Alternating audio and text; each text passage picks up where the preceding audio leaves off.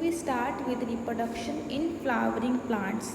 तो जो हमारे प्लांट्स होते हैं वो 5 क्लासेस में डिवाइडेड हैं। The classes are algae, bryophytes, pteridophytes, gymnosperm and angiosperm.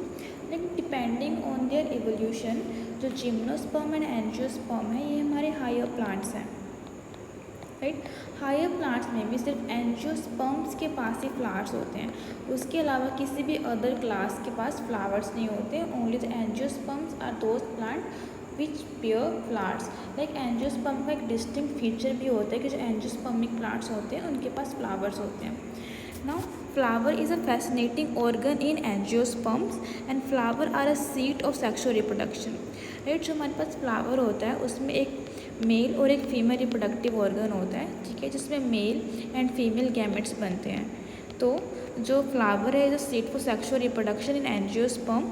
Now sexual reproduction involve the formation and fusion of gametes, right. Sexual reproduction का मतलब ये होता है कि मेल एंड फीमेल गैमेट्स बनेंगे, उनका फ्यूजन होगा। तो जो हमारे पास मेल गैमेट्स होते हैं वो मेल रिप्रोडक्टिव ऑर्गन में बनते हैं, दैट इज़ एंड्रोशियम। और जो हमारे पास फीमेल गैमेट्स होते हैं वो फीमेल रिप्रोडक्टिव ऑर्गन में बनते हैं, दैट इज़ गायनोशियम। तो प्लांट्स में मेल रिप्रोडक्टिव ऑर्गन को हम एंड्रोशियम बोलते हैं और फीमेल रिप्रोडक्टिव ऑर्गन को गायनोशियम बोलते हैं। तो जो एंड्रोशियम है it consist of a whorl of stamen. तो बहुत सारी स्टैमेन मिलके एक एंड्रोशियम बनाती हैं। तो एक स्टैमेन क्या होता है?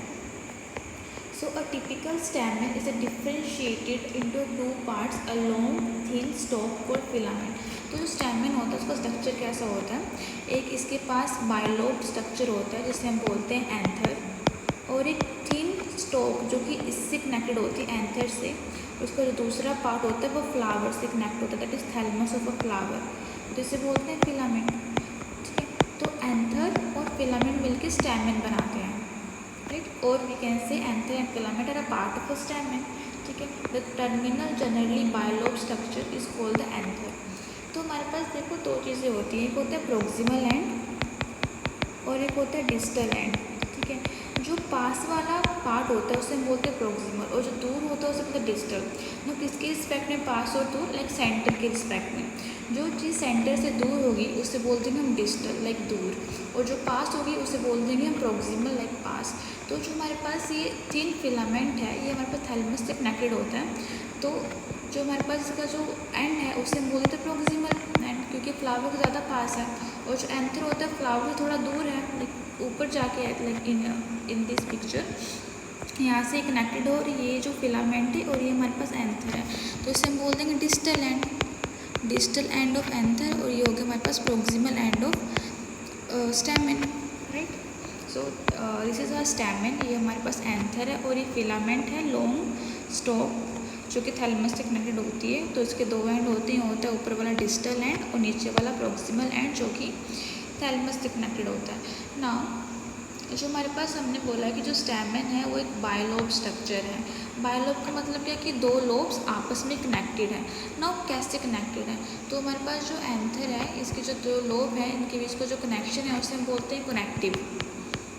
This connection is known as connective, ठीक है। तो anther and filament or two anther lobes are attached together with the help of a region called connective।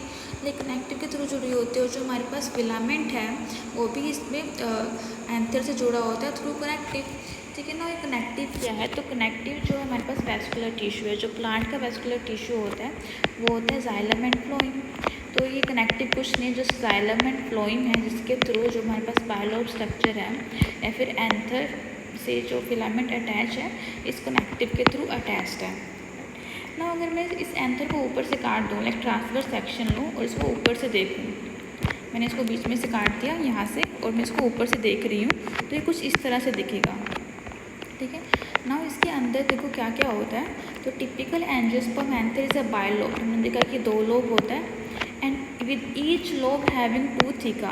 ना थीका क्या होता है? इट जस्ट अ कैविटी, किसी भी सपोज लोब में कोई भी कैविटी होगी उसे हम बोल देंगे थीका। तो each lobe having theca that is they are called dithecous, ठीक है। तो बाइलोब है और हर एक लोब में दो थीका है। थीकास आर नथिंग जस्ट, मान लो कि एक कैविटी है तो इसे मैंने बोलते dithecous.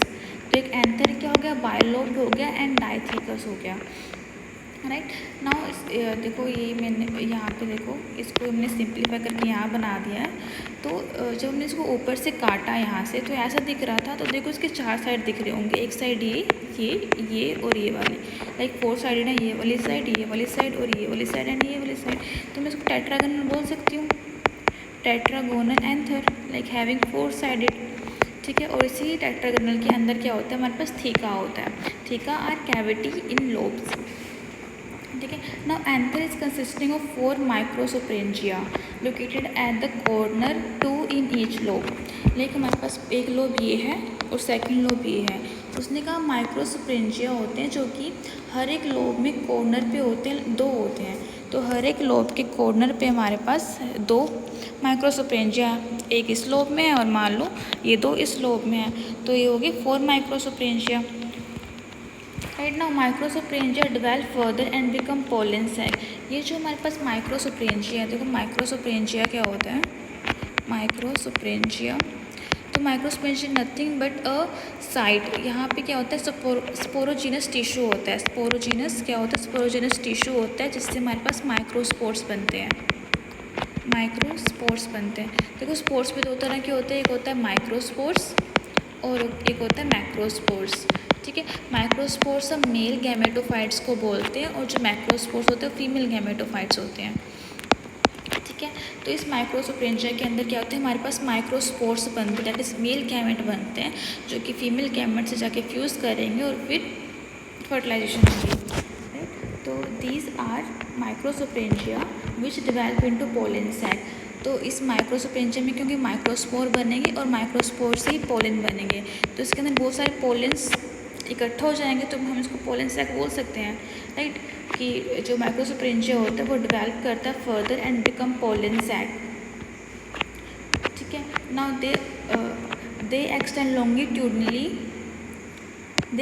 longitudinally all through the length of an anther and are packed with pollen grains। इसका मतलब क्या है कि सपोज ये मेरा एंथर था, दिस इज़ आर एंथर, इसको मैं यहाँ बना लेती हूँ, दिस इज़ आर एंथर, ठीक है, बड़ा सा बना लेते हैं, ये एंथर है। तो इसके अंदर लाइक इसकी होल लेंथ थ्रू लॉन्गिट्यूडनली, इसकी पूरी लेंथ में हमारे पास ये माइक्रोसोप्रेंजिया प्रेजेंट होता है और ये बनाता है पोलन सैक, और इस पोलन सैक के अंदर होते हैं हमारे पास pollen grains, right, like male gametes के अंदर ये होते हैं। तो packed with pollen grains, a typical anther has 4 microsporangia that is called tetrasporangiate. तो देखो यहाँ पे मैंने कहा कि हमारे पास मेल स्टैमेन होता है, ठीक है, इसके पास एंथर होता है, ठीक है। तो मैंने बोला जो ये एंथर है बायलोब्ड है, ठीक है, बायलोब्ड हर एक लोब के अंदर एक थीका है, तो मैं इसको डाइथिकस बोल सकती हूँ, डाइथिकस। और हर एक लोब के अंदर 2 माइक्रोसोप्रेंजिया, तो टोटल 4 हो गए, तो इसको मैं टेट्रासोप्रेंजिएट भी बोल सकती हूँ, सोप्रेंजिएट, ठीक है। इसकी कट सेक्शन पे हमने देखा था कि इसके 4 साइडेड हैं, 4 साइड हैं, तो इसको हम टेट्रागोनल भी बोल सकते हैं, राइट। सो वही लिखा है कि a typical anther is bilobed having 2 lobe, dithecous 2 theca, tetrasporangiate that is 4 माइक्रोसोप्रेंजिया।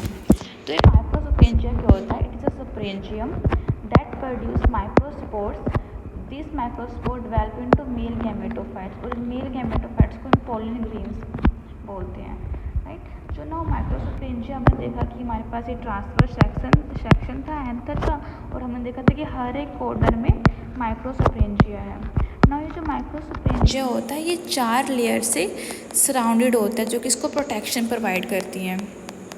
Basically जो प्रोटेक्शन प्रोवाइड करती हैं वो आउटर 3 लेयर्स होती हैं, और जो अंदर की जो एक लेयर बचती है वो उसको न्यूट्रिशन प्रोवाइड करती है। तो कौन कौन सी लेयर होती हैं, तो हमें पता है कि सबसे बाहर वाली लेयर होती है उसे एपिडर्मिस बोलते हैं, सबसे आउटर मोस्ट लेयर किसी भी चीज़ की उसे एपिडर्मिस बोलते हैं, राइट। तो जब एपिडर्मिस होती है वो सबसे आउटर मोस्ट लेयर होती है, it is the outer most layer of the anther, single cell thick layer. Single cell thick layer का क्या मतलब है कि जो हमारे पास ये लेयर है ये सिर्फ सिंगल सेल से बनी है, लाइक बहुत सारी सिर्फ सिंगल लेयर्ड है, सिंगल लेयर है, इसके ऊपर नीचे और कोई लेयर नहीं, सिर्फ सिंगल सेल की लेयर है और थिक लेयर है, ठीक है, थिक लेयर है, and it form the outer most protective layer. उसके बाद जो हमारे पास नेक्स्ट लेयर आती है इसके अंदर वाले को हम बोल देते हैं एंडोथीशियम। जो हमारे पास जो एंडोथीशियम है, दिस इज आर एंडोथीशियम, ये हमारे पास एक फाइब्रस लेयर है। This layer is present below the epidermis, सबसे ऊपर वाली एपिडर्मिस होती है, उसके नीचे वाली एंडोथीशियम। सिंगल सेल, ये भी हमारे पास जो ये लेयर है ये भी सिंगल सेल से बनी होती है। Single cells are arranged in a row forming this layer. ठीक है, इसका जो मेन पर्पस होता है वो डायसेंस ऑफ एंथर में काम आता है। What is dehiscence of anther? Like जब हमारे पास एक यंग एंथर मैच्योर हो जाता है, उसके अंदर पोलन ग्रेन्स बन जाते हैं, तो जो process of releasing pollen grains is known as dehiscence of anther. ठीक है, और जो हमारे पास इनरमोस्ट लेयर होती है, ये रही हमारे पास sporangia, like this is our सोप्रेंजिया।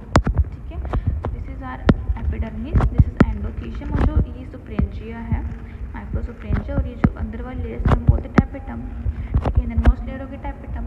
तो जो एंडोथीशियम और टैपेटम के बीच की लेयर है, दिस लेयर, इसको हमने बोलते हैं मिडल लेयर। ठीक है, मिडल लेयर क्या है? एंडोथीशियम और टैपेटम के बीच की, एंडोथीशियम और टैपेटम के बीच की लेयर को हमने मिडल लेयर बोल दिया। तो हमारे पास मिडल लेयर है, it is consist of parenchymatous sales. तो पैरेन्काइमल सेल्स का मेन पर्पस क्या होता है कि फूड स्टोरेज में काम आते हैं। प्लांट्स के जो पैरेन्काइमेटस सेल्स होते हैं वो फूड स्टोरेज में काम आते हैं। ठीक है, तो this layer is 1 to 3 cell thick structure. तो हमने देखा था कि जो हमारे पास एपिडर्मिस है वो भी सिंगल लेयर है, और जो एंडोथीशियम है वो भी सिंगल लेयर है।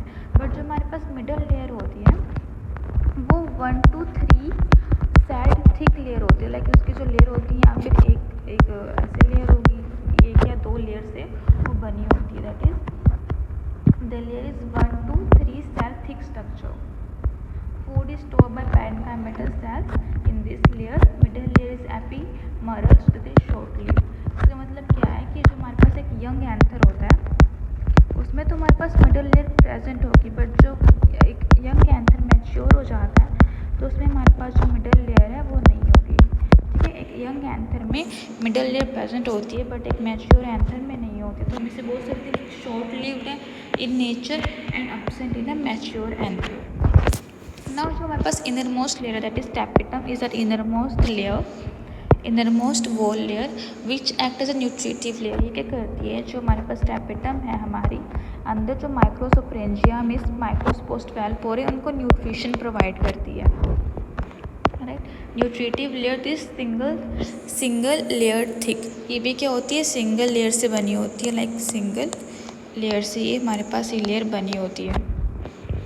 The cell of tapetum possess 10 cytoplasm and generally have more than 1 nucleus. तो जो टैपेटम सेल है उनका जो साइटोप्लाज्म होता है वो थिक होता है, एंड इसके पास मल्टीपल न्यूक्लियस होते हैं। हर एक सेल के अंदर मल्टीपल न्यूक्लियस होंगे और थिक साइटोप्लाज्म होगा। तो टैपेटम क्या करती है? देखो, टैपेटम थी, उसके ऊपर थी मिडल लेयर, हमारे पास मिडल लेयर थी। तो मिडल लेयर में क्या हो रहा था? हमारे पास फूड स्टोर हो रहा था। टैपेटम क्या करती है? ये मिडल लेयर से फूड एब्जॉर्ब करती है और अंदर जो माइक्रोस्पोर वैलपोर है उनको प्रोवाइड कर देती है। तो tapetum absorb food from the middle layer and provide nutrition to the microspore mother cell or developing microspore. The tapetum disappear in the mature anther. तो देखो, इसका मतलब क्या है कि हमने देखा था कि जो मिडल लेयर होती है वो यंग एंथर में होती है, बट मैच्योर एंथर में नहीं होती। टैपेटम का भी सेम है, जो टैपेटम है वो हमारे पास यंग एंथर में तो होगी, बट मैच्योर एंथर में एब्सेंट होगी। ठीक है, और what is this microspore mother cell क्या होता है, इसको हम आगे देखेंगे। तो हमने माइक्रोसोप्रेंजिया पढ़ लिया ना। माइक्रोसोप्रेंजिया के अंदर क्या बनते हैं? माइक्रोस्पोर बनते हैं। ठीक है, नाउ ये माइक्रोस्पोर्स के बनने की प्रोसेस को ही, दैट इज जेनेसिस, जेनेसिस होता है फॉर्मेशन। तो माइक्रोस्पोर्स के बनने की प्रोसेस को ही हम माइक्रोस्पोरोजेनेसिस बोल देते हैं। That is formation of a microspore inside the microsporangium is known as microsporogenesis. ठीक है, when anther is a young group of compactly arranged homogeneous cell called sporogenous tissue occupy the centre. देखो, इसमें क्या है? हमने देखा था कि स्पोरोजीन, हमारे पास माइक्रोसोप्रेंजिया है, 4 माइक्रोसोप्रेंजिया होते हैं, टेट्रा स्पोरेंजिएट होता है ना। तो हर एक माइक्रोसोप्रेंजिया के अंदर स्पोरोजीनस टिश्यू होता है, एक स्पोरोजीनस टिश्यू होता है ना। हमें पता टिश्यू जो होता है सेल से मिलके बना होता है, तो इसका स्पोरोजीनस सेल्स हैं और ये एक स्पोरोजीनस टिश्यू है। तो हर एक सेल स्पोरोजीनस टिश्यू का, हर एक सेल से माइक्रोस्पोर्स बनते हैं। हर एक सेल से माइक्रोस्पोर बनते, दैट इज़ हर जो हमारे पास माइक्रोस्पोरेंजिया का हर एक सिंगल सेल, जितने भी सेल हैं उस टिश्यू में, हर एक सेल से माइक्रोस्पोर्स बनते हैं। ठीक है, माइक्रोस्पोर्स इससे बनेंगे, इससे बनेंगे, हर एक लेयर से बनेंगे। तो क्या हम कह सकते हैं कि जो माइक्रोस्पोरेंजियम के सेल हैं वो एक पोटेंशियल मदर सेल है, like giving rise to microspore, तो एक पोटेंशियल मदर सेल है। तो इसको इसे हम PMC भी बोलते हैं।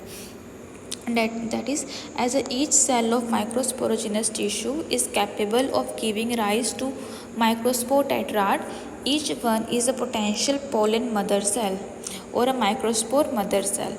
तो माइक्रोस्पोर टेट्राड क्या होता है? देखो हमारे पास किसी सेल से जब गैमेट बनते हैं तो हैप्लॉइड डिवीजन होती है। हैप्लॉइड डिवीजन क्या होती है? दैट इज़ मियोसिस होती है। मियोसिस होती है। सपोज हमारे पास ये स्पोरोजेनस टिश्यू का सेल था, that is a potential mother cell. इससे क्या होगा? इसकी मियोसिस होगी। मियोसिस डिवीजन 1 में 2 सेल बनेंगे और उस 2 से हमारे पास क्या बनेंगे? 4 बनेंगे। ठीक है, तो इसमें क्या होता है? इसके पास अगर 2n ऑफ क्रोमोसोम है तो इनके पास हाफ हाफ हो जाएंगे, that is these are haploid. तो इसमें क्या होता है? जो हमारे पास ये हैप्लॉइड सेल्स बने हैं from a potential mother cell, ये आपस में कनेक्टेड होते हैं, दैट इज़ ये चारों जो हैं आपस में जुड़े हुए होंगे। तो इसे हम बोल देते हैं माइक्रोस्पोर टेट्राड। क्या बोल देते हैं? Microspore tetrad.